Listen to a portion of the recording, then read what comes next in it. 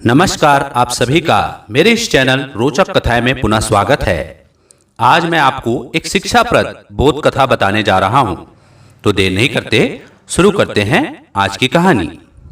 स्वामी सेवानंद जी के दो शिष्य थे, रामानंद और चेतनानंद। ब्रह्म मुहूर्त में उठकर जब ध्यान, संध्या, शास्त्रार्थ करना उनका नित्य नियम था। उनकी तत्परता देख स्वामी जी दोनों शिष्यों से संतुष्ट रहते थे।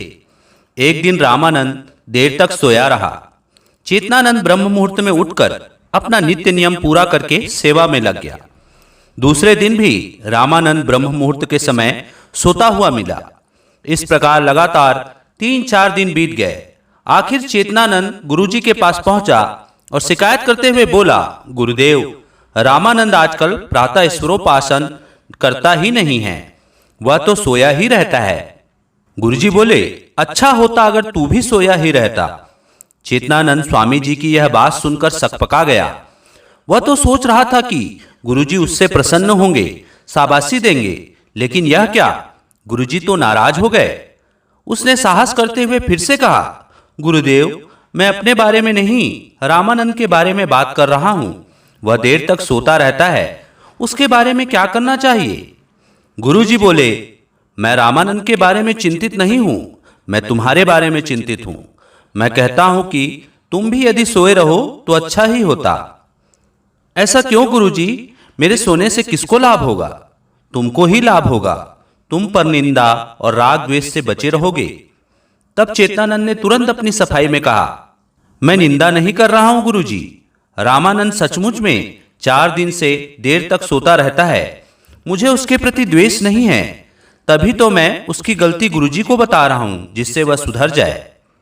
बेटा, क्या तुमने 4 दिनों में यह जानने की कोशिश की कि रामानंद क्यों देर तक सोता रहता है? क्या तुमको पता है कि उसे बुखार है? वह सोया रहता है, ईश्वरोपासना नहीं कर पाता, लेकिन किसी की निंदा भी तो नहीं करता। पर निंदा, पर दोष दर्शन से तो वह बचा हुआ है। तुम तो पर निंदा के भागी बन रहे हो। तुम्हारा कर्तव्य था कि पहले उससे देर तक सोने का कारण पूछते। यदि वह गलत रास्ते पर जा रहा है तो उसे समझाते। अगर वह फिर भी नहीं मानता, तब यह बात उसके सामने मुझसे बोलनी चाहिए थी। तुमने तो ऐसा नहीं किया। चेतनानंद ने गुरुजी की कल्याणकारी बात को सकारात्मक भाव से लिया। उसे अपने मन में छिपी खुद को अच्छा दिखाने की वासना और गुरु भाई के प्रति द्वेष की सूक्ष्म भावना दिखने लगी।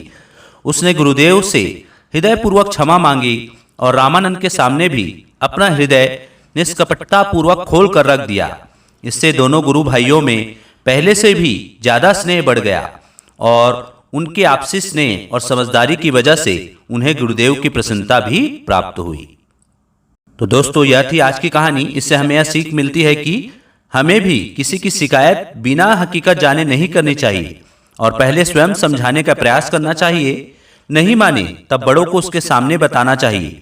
यदि गलती से किसी की निंदा हो जाए तो चेतनानंद की तरह उससे क्षमा मांगकर अपना हृदय स्वच्छ कर लेना चाहिए। तो दोस्तों, यह थी आज की बोध कथा। आशा करता हूं आपको कहानी पसंद आई होगी। पसंद आई होगी तो मेरे वीडियो को लाइक कीजिए, चैनल को सब्सक्राइब कीजिए और इसे ज्यादा से ज्यादा शेयर कीजिए। धन्यवाद।